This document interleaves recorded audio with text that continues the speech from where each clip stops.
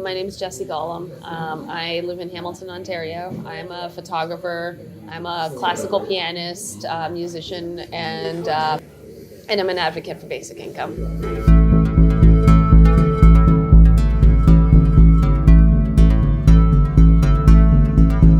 My name is Melanie Davis, Scheer. I am from St. Catharines, Ontario.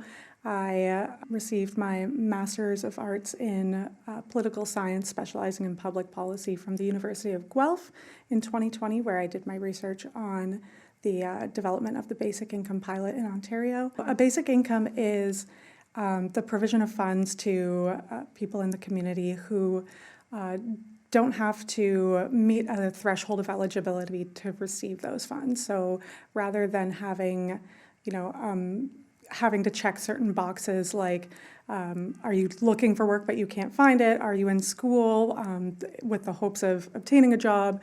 Are you at home caring for a child? The basic income is something that people can access regardless of what their participation is in the labor market and what other factors people might use to consider whether or not someone is morally eligible for funds. Across parties, across chambers here in the Senate and the House of Commons, as well as in municipal and provincial, territorial, and Indigenous governance, there are a lot of people supportive of this. So the obvious question is, why hasn't it happened, and why have there only been pilots? Well, we look at what happened in Manitoba, for instance. In the 1970s, the Mincome Project was introduced. That took place in the town of Dauphin. And they gave everybody in the town a basic income. And but then, like Ontario, that pilot got canceled prematurely. Then all that data got put into boxes, all these piles of papers put into boxes and put into a storage room, and sat in that storage room for almost 40 years. When an economist at a hospital in Winnipeg was really concerned about the fact that they were seeing so many people coming in. It was the North End Winnipeg, which is an area that has Indigenous, high immigrant population, high Indigenous, and high poor population, so economically impoverished. What Dr. Evelyn Forget saw was that there were a lot of people coming in for emergency care who, if they had had preventative care, wouldn't have needed to come to an emergency department. And so she became interested in this and found out about the Dauphin initiative and found out that there were some 1,800 boxes of data that had never been analyzed. Well, Evelyn went and opened the doors and dug out those boxes and poured through and researched the data herself. And what she found was that high school dropout rates plummeted. Kids weren't dropping out of high school anymore because a lot of kids were dropping out of high school to work on the farm, but they didn't need to anymore. They saw lower health care costs and lower criminal legal system costs. And they saw two things, that the only people who stayed home more, contrary to, often you hear, oh, this will just create a community or a country of layabouts. And what she found was actually only two groups stayed home more when they had the access to the income than before they did. And those were people taking care, predominantly it was women, young women taking care of children, and predominantly young men going back to school or getting a trades training. We had our short-lived basic income pilot, which was launched in 2017 and sadly came to an end in 2018. I first heard about the basic income program, it was years ago, and I was just, on my phone, just going on social media and saw an article, probably on CBC or whatever newspaper, I don't know. It was talking about the pilot, and it was saying that, to qualify, you had to live in one of the cities. Hamilton was one of the cities. You had to be over the age of 18, be a Canadian citizen, and make less than $30,000 a year. And I was like, well, I qualify. So the pilot was launched through the announcement of the budget that year. It included 3 catchment areas where there were participants that they would look to, assess the outcomes of having a basic income. And this wasn't just based on kind of the economic outcomes. They were looking at kind of the well-being of people who were receiving the basic income through the pilot project. It was a random selection, so it was a bit of a lottery. So some people would get selected to be on the basic income pilot and receive a basic income, like an amount of money per month, and the other group would be a control group. And that control group wouldn't, and then they would surveys of both groups and compare the results. I had 4 jobs at the time, which is so physically and mentally exhausting. And then about 2 or 3 weeks after that, I got a letter in the mail, and I opened the letter and it told me I was on the pilot, and I remember thinking, well, that's really cool, but I gotta go to work now. And then I was driving home and I'm like alone in my car, it's late at night, and I just started thinking to myself like, oh, my rent is covered. My rent is covered. Oh my God, my rent is covered. I just started sobbing about like the relief that I felt. No matter what happens, my rent will be covered. I could afford now to quit one of those jobs. I could afford to have more free time, and I would be okay. I made $700 a month in basic income, which, you know, not a huge amount of money, but still covered my rent.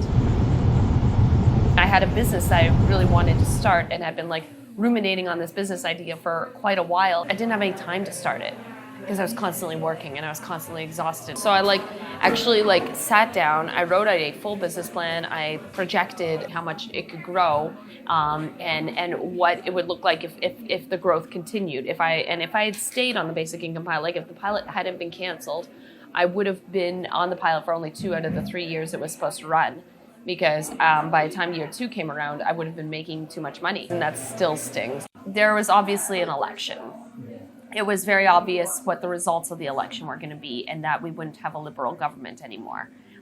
Doug Ford had gone on the record numerous times, and there are newspaper articles that cite this, that say that he promised that he would not cancel the pilot. Then less than a week after he got elected is when he canceled the pilot. It was one of the very first things he did. Michael Hampson was his name. He was a disability rights advocate. He was wheelchair bound. I took his photo. He's in my portrait series. And his photo is one of the very few photos where he's actually smiling. Nobody else is smiling in their photos. They're all pissed off. And his photo, he was smiling. He holds a sign that says "Stand with us." Just sort of seemed to exude this quiet hope that it's going to be okay. The physical transformation of somebody getting out of poverty and falling back into poverty. And then the last time I saw him, he didn't look good. His clothes were not clean, and they were old, and they were not nice, and his hair was long and raggedy, and he didn't look healthy at all, and he looked stressed and really depressed and wasn't in a good place. He does not look good. I'm worried about him. And then, he died in January of 2020. It was that cancellation, and it was the falling back into poverty and having to go back into poverty and everything. That's what killed him. My name is Kim Pate. I'm here on the shores of the Kitchissippi in the unceded, unsurrendered territory of the Algonquin Anishinaabe, otherwise known to many folks on Turtle Island as Ottawa.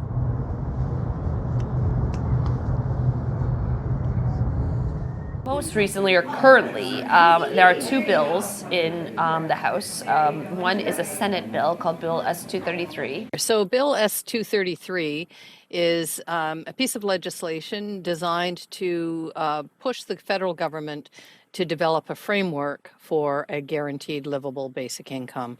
So the model and the ideas that I'm interested in are not a universal basic income that goes to every single person regardless of income. It would be an income tested model, but not in the way that we have social assistance right now. It would be one that without judgment, if people fall below a certain income level, they would be entitled. The fact that livable income during the pandemic was deemed to be higher than any of the social assistance or financial programs that we have in this country should tell us a lot, and should tell us that we're keeping people stuck in poverty. Not only that, we're spending more than $80 billion a year to do that. So we're already spending, keeping people in poverty, $80 billion a year. We could invest that money differently, provide ways for people to rebound out of poverty and to have supports. But that costing doesn't take into account the long-term savings that will likely accrue in terms of savings to the healthcare system, savings overall to the financial aid system, as well as to the criminal legal system. The reality is it really changed people's lives. It gave them the ability to have some more authority in how they live their lives and the choices they make. And I think that's the issue we see with current social structures today is there's no room to have any choice beyond what's given to you. Especially with everything that's going on, like the housing crisis, the healthcare crisis, the economic crisis that we are all in and experiencing, and knowing that the opportunities that my parents and grandparents had are opportunities I probably will never have. Those are tough pills to swallow. But I do continue to advocate for basic income, and I do continue to work with people at all levels of government and all over the country to continue that advocacy in whatever way I can.